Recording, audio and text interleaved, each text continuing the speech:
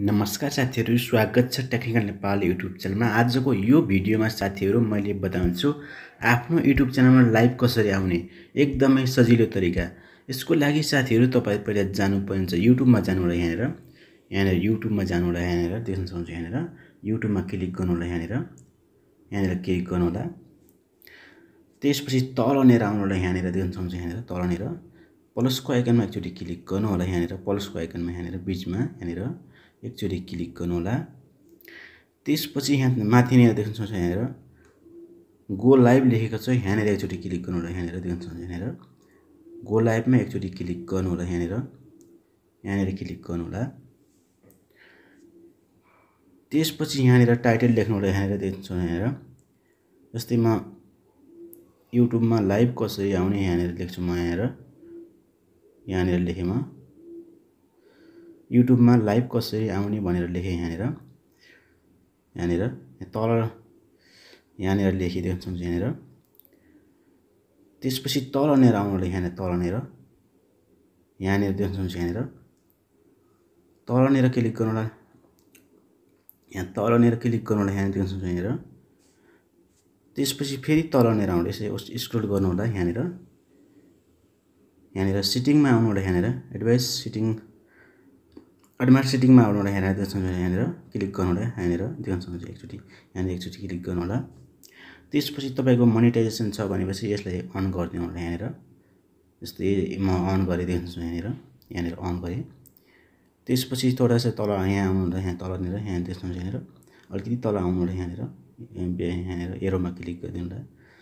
त्यसपछि यहाँनिर देख्न सक्नुहुन्छ। यहाँनिर सबै सेटिङ भइसकेको छ। देख्न सक्नुहुन्छ। यहाँ तल यहाँ पनि यही लेख्नु होला। यहाँनिर जस्तै म युट्युबमा लाइभ कसरी आउने भनेर लेखेँ। म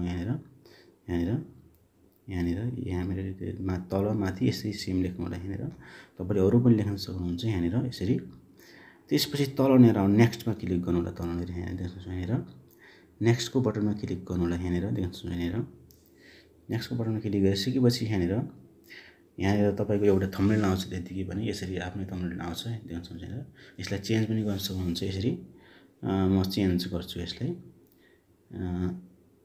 चेन्ज गर्नको लागि यहाँनिर देख्न सक्नुहुन्छ। अपलोड थम्बनेल लेखेको छ। यहाँनिर एकचोटी क्लिक गर्नु होला।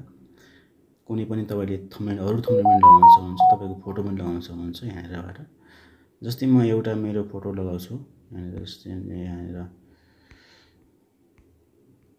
यहाँनिर कता छ मेरो फोटो चाहिँ यहाँनिर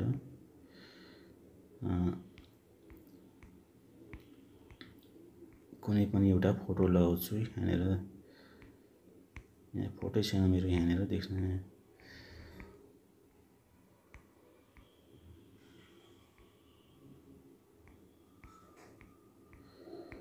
यहाँनिर फोटो हेर्नुपर्ने छ।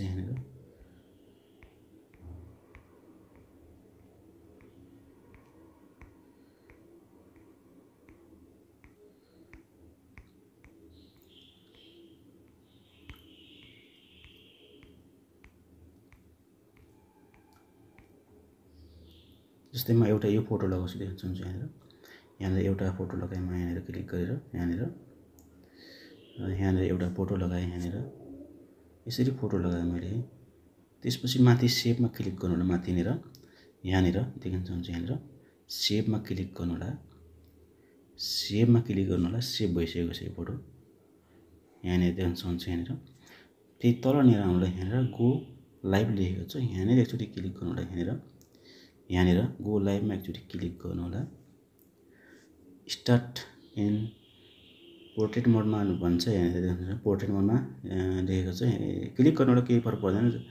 यहाँनिर क्लिक गरिदिनु होला। यसैमा क्लिक गरिदिनु होला। लाइभ सुरु भइसकेको छ।